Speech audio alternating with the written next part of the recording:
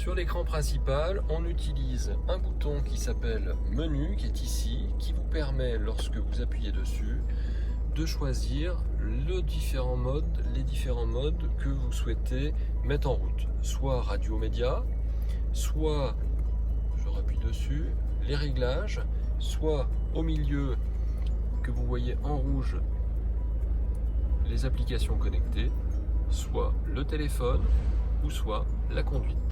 Je vous explique tout ça. Pour le radio média,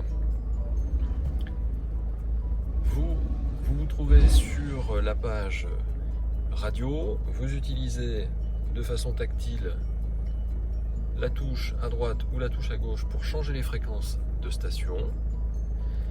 Si jamais vous avez un petit onglet ici supplémentaire qui vous permet soit de choisir dans la liste des radios que la voiture a déjà mémorisées, et vous allez utiliser les flèches pour descendre ou pour monter, pour choisir de façon alphabétique, puisque c'est réglé par ordre alphabétique, les radios qui vous intéressent.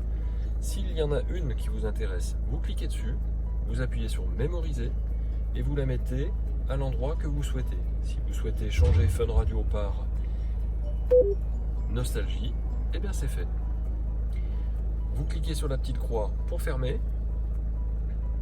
Vous pouvez actualiser la liste, ce qui vous permet de chercher à nouveau, parce que vous avez changé de département, de chercher donc à nouveau les listes de radios qui sont disponibles et captées par votre voiture. Et le petit onglet fréquence qui vous permet de mettre la fréquence que vous connaissez directement et manuellement pour retrouver la radio de votre choix.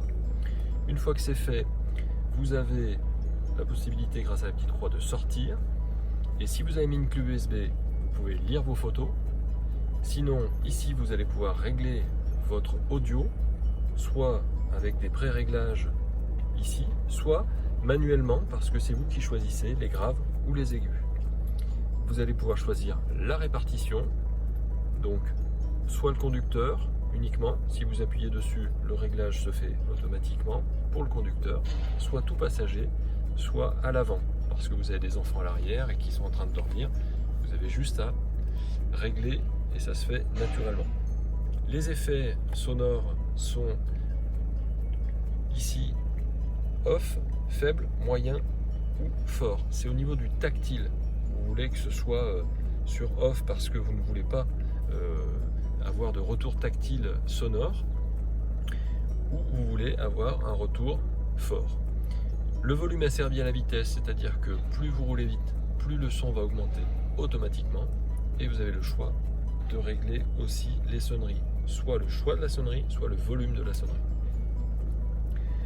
Et ensuite, le dernier réglage, c'est le réglage qui vous permet aux médias de régler, lorsque vous avez mis une clé USB par exemple, de régler l'amplification ou de régler un affichage texte lorsque la radio est compatible. Donc si elle est compatible, elle vous affichera le nom de la piste qui est jouée à la radio. Le suivi RDS, donc c'est la recherche des stations, pour garder toujours la même station de radio, même si vous vous déplacez d'un département à un autre. Et le réglage donc des annonces, si vous voulez avoir le trafic autoroutier sur votre véhicule. Encore une fois, ça ne marche que si vous êtes à proximité ou sur l'autoroute, et que si vous êtes sur un réseau France, France Info, France Inter, Radio France Bleu, etc.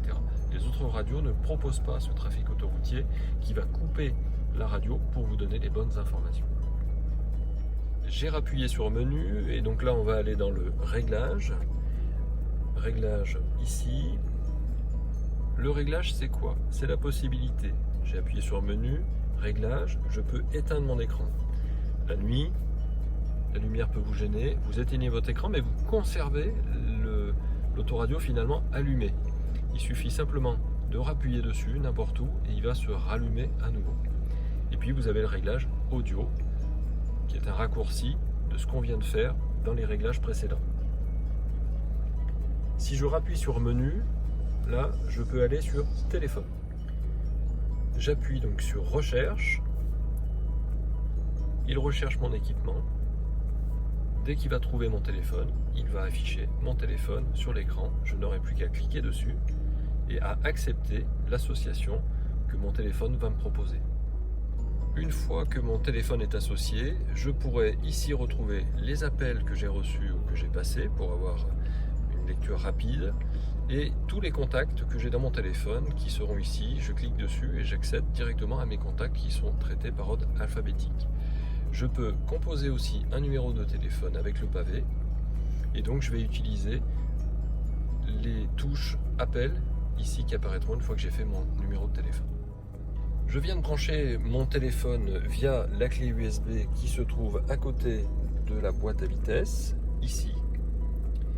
Une fois que j'ai fait ça, mon téléphone s'est associé en Apple CarPlay, c'est-à-dire que je rappuie sur la touche menu.